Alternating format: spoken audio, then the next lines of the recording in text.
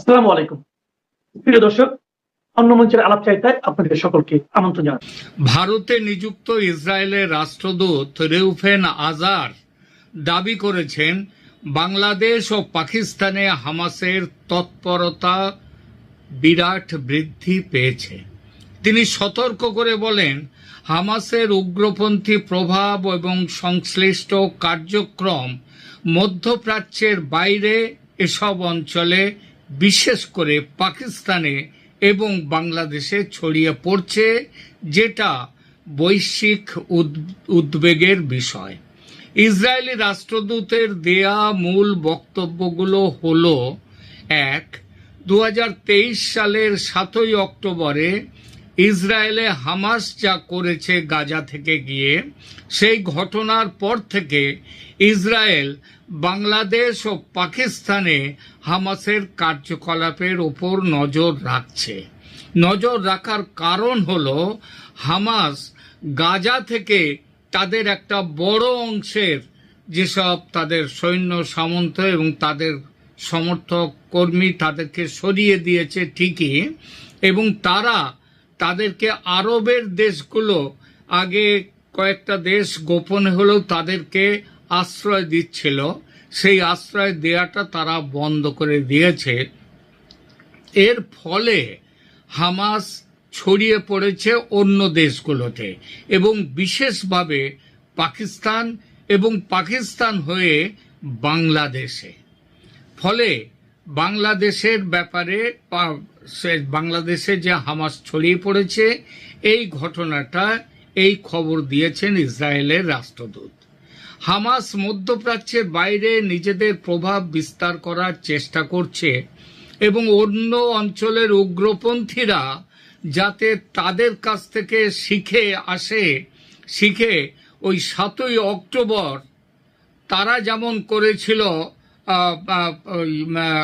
ইসরায়েলে যেভাবে ঝাঁপিয়ে পড়েছিল, সেই রকম হামলার ঘটনা ঘটানোর জন্য তাদেরকে অনুপ্রাণিত করছে অন্য দেশের সন্ত্রাসীদের। এই বিষয়টি নিয়ে ইসরায়েল ইতিমধ্যে ভারতের সাথে উদ্বেগ ও তথ্য বিনিময় করেছে। এবার এর ফলে আমরা একটা জিনিস দেখি, মানচিত্রের ইসরায়েলি রাষ্ট্রদূত বাংলাদেশে হামাসের বিস্তার নিয়ে যা বলেছেন, সেই বিস্তার ভারতের পক্ষে অবশ্যই বিপজ্জনক, ভারতের পক্ষে চিন্তার কথা, দুশ্চিন্তার কথা। কিন্তু এই দুশ্চিন্তা পশ্চিমবঙ্গের ক্ষেত্রে আরও অনেক বেশি। কারণ মানচিত্রের দিকে তাকালে আমরা দেখি পশ্চিমবঙ্গ ভারতের মূল ভূখণ্ড এবং উত্তর পূর্ব ভারতের মধ্যে একটি কৌশলগত সেতু।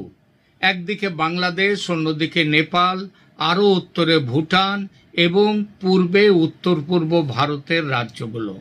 এই অবস্থান পশ্চিমবঙ্গকে যেমন অর্থনৈতিকভাবে গুরুত্বপূর্ণ করেছে, তেমনি নিরাপত্তার দিক থেকেও অত্যন্ত সংবেদনশীল করে তুলেছে। বাংলাদেশের সঙ্গে দীর্ঘ সীমান্তের কারণে সীমান্ত পারাপার, মানব পাচার, জাল নথি, অবৈধ অনুপ্রবেশ এবং উগ্রপন্থী নেটওয়ার্কের সম্ভাব্য কার্যকলাপ বহুদিন ধরেই ভারতের নিরাপত্তা সংস্থার উদ্বেগের বিষয়। এই উদ্বেগ আরও বেড়েছে বাংলাদেশের পরিবর্তিত রাজনৈতিক পরিস্থিতির কারণে। গত প্রায় 2 বছরে বাংলাদেশের রাজনৈতিক পরিস্থিতির দ্রুত পরিবর্তন হয়েছে। শেখ হাসিনা সরকারের পতনের পর রাষ্ট্রীয় কাঠামোর ওপর সরকারের নিয়ন্ত্রণ ইচ্ছাকৃতভাবে দুর্বল করা হয়েছে। মোহাম্মদ ইউনূসের অন্তর্বর্তী সরকার ক্ষমতায় এসেই জেলে আটক মৌলবাদী ও সন্ত্রাসীদের গণহারে মুক্তি দিয়ে মৌলবাদী ও সন্ত্রাসীদের প্রতি এই বার্তা দিয়েছে যে তার সরকার মৌলবাদী ও সন্ত্রাসীদের বন্ধু। বলা বাহুল্য, সেই সুযোগ নিয়ে বিভিন্ন ইসলামপন্থী শক্তি নতুন করে সংগঠিত হওয়ার সুযোগ পেয়েছে বাংলাদেশে এবং এই মৌলবাদীদের কাছে মূল শত্রু বাংলাদেশ নয়, বাংলাদেশ তো তাদের নিজেদের দেশ, তাদের মূল শত্রু হলো ভারত। এদের স্বপ্ন পশ্চিমবঙ্গ সহ পূর্ব ভারতের 7 সিস্টার্স সমেত একটা বড় অংশ দখল করে greater Islamic Republic of Bangladesh গঠন করা। স্বপ্নের শেষ যে শুধু এখানে তা নয়, আরও আছে। দিল্লি দখল করে লালকেল্লায় ইসলামের পতাকা উড়িয়ে দেয়া এবং গজওয়াতুল হিন্দ প্রতিষ্ঠা করা। বর্তমানে বাংলাদেশে তারেক রহমানের নেতৃত্বে বিএনপি সরকার, কিন্তু মাঠ পর্যায়ে যে পরিস্থিতি ইউনূসের আমলেই ছিল সেটা এখনো আছে। এবং এসব মৌলবাদী শক্তির দাপাদাপি দেখলে বোঝা যায় ইউনূসের আমল আর এই আমলে অন্তত মাঠ পর্যায়ে মৌলবাদী শক্তির দাপাদাপি কমেনি। তারা তাদের নিজের দেশকে কোন বেহেশত বা দোজখে পাঠাতে চায় সেটা তারাই জানে। কিন্তু সমস্যা হলো শুধু নিজেদের দেশ নয়, তাদের চিন্তায় আছে ভারত এবং বিশেষ করে পশ্চিমবঙ্গ সহ পূর্ব ভারতের এক বড় অংশ। এবং সমস্যাটা এখানেই। আর এজন্যেই ভারতে স্থিত ইসরায়েলের রাষ্ট্রদূত যখন বলেন হামাস তার ঘাঁটি গেড়েছে পাকিস্তান ও বাংলাদেশে, তখন ভারতীয় হিসেবে দুশ্চিন্তা তো হয়েই থাকে, কিন্তু সেই দুশ্চিন্তা আরো বহুগুণ বেড়ে যায় যেহেতু আমরা বাংলাদেশের লাগোয়া পশ্চিমবঙ্গের বাসিন্দা। এবং বাংলাদেশি সন্ত্রাসীরা যে পশ্চিমবঙ্গে বিপুলভাবে সক্রিয় তার যথেষ্ট নিদর্শন এই রাজ্যে ইতিমধ্যে পাওয়া গেছে, একবার নয় একাধিকবার। ছোট্ট করে বলা যাক, পশ্চিমবঙ্গে গত এক দশকে, আমি 2016 থেকে 2026 এই সময়কালটা নিচ্ছি, এখানে প্রত্যক্ষভাবে কোনো বড় ধরনের সন্ত্রাসী হামলার ঘটনা ঘটেনি ঠিকই, তবে একাধিক বড় নাশকতার ছক ও মডিউল পর্দাফাঁস করেছে ভারতের তদন্তকারী গোয়েন্দা সংস্থাগুলো। যেমন প্রথমেই বলা যায় খাগড়াগড় বিস্ফোরণ কথা, 2014 সাল। যদিও ঘটনাটি তার আগের দশকের, কিন্তু এর বিচার এবং কাজ এবং সাজা সেটা হচ্ছে এই সময়ে হয়েছে, এই গত 10 বছরের মধ্যে।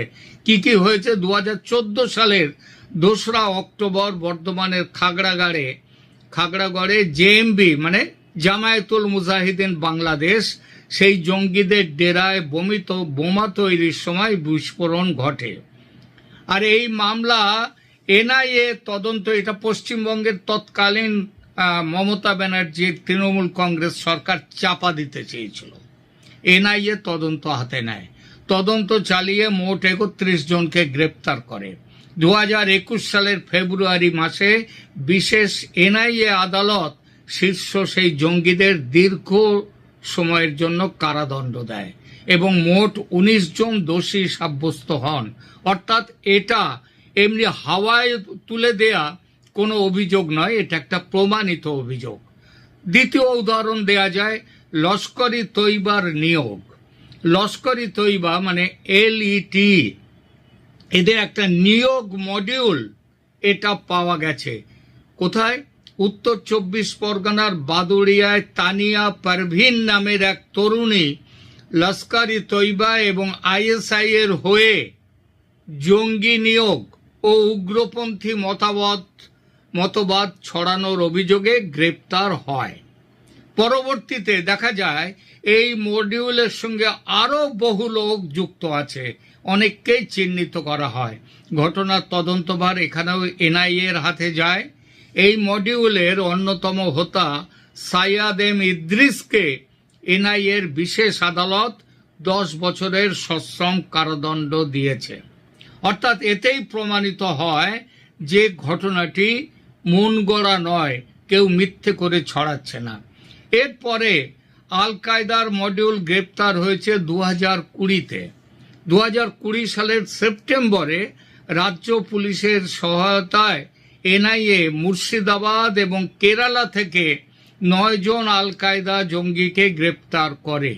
তারা ভারতের বিভিন্ন গুরুত্বপূর্ণ স্থানে নাশকতার ছক কষেছিল।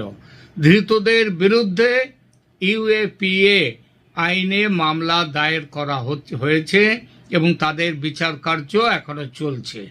এরপরে আরেকটা খুব বড় বিষয়, সেটা হলো ভুয়ো নোট পাচার এবং জঙ্গি অর্থায়ন, জঙ্গিদের টাকা জোগানো।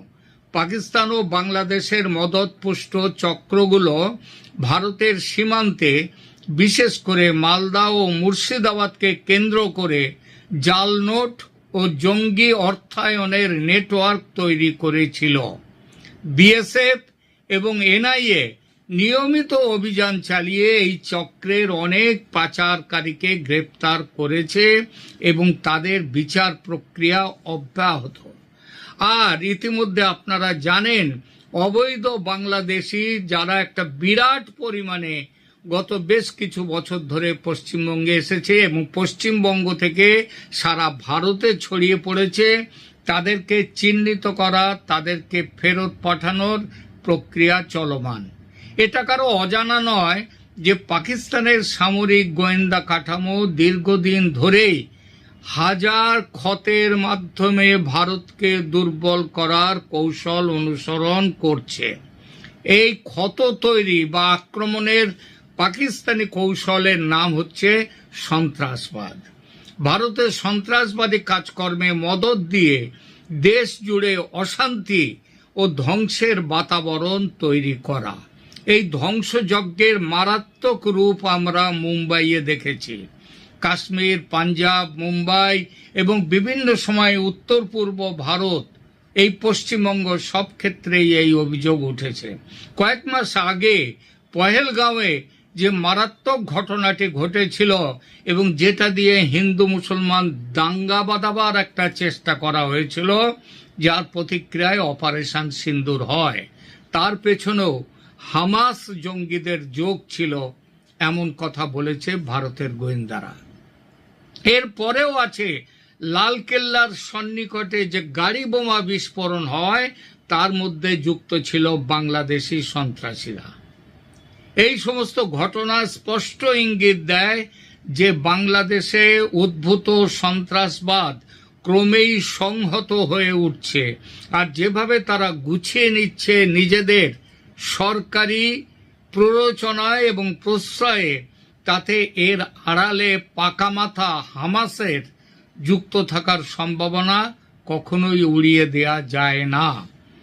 এবং তবে একটা কথা এখানে বলতেই হয় যে ঈশ্বর অন্তত এবার পশ্চিমবঙ্গকে ভুলে গেছেন তা নয়। যে পথে স্বাধীনতার পর থেকে চলছিল পশ্চিমবঙ্গ, তাতে মনে হচ্ছিল এই রাজ্যের জন্য ঈশ্বর আদৌ ভাবিত নন।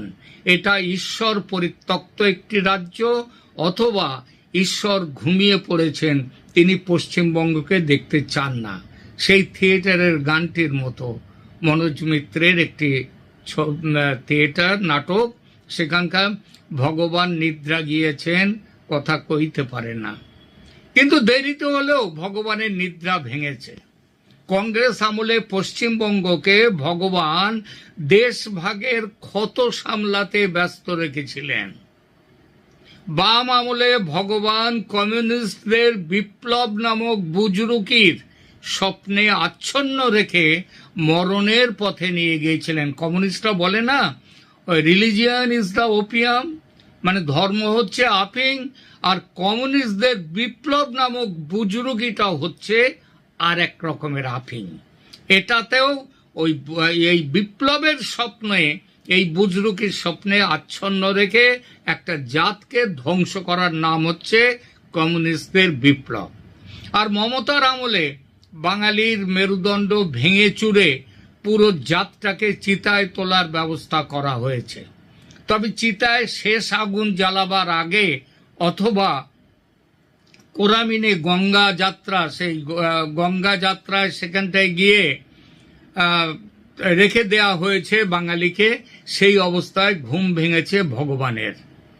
ঝাঁকুনি দিয়ে জাগিয়ে দিয়েছেন বাঙালিকে, আর তার পরিণামে মমতা নামক ভয়ঙ্কর বিপদের হাত থেকে রক্ষা পেয়েছে বঙ্গবাসী।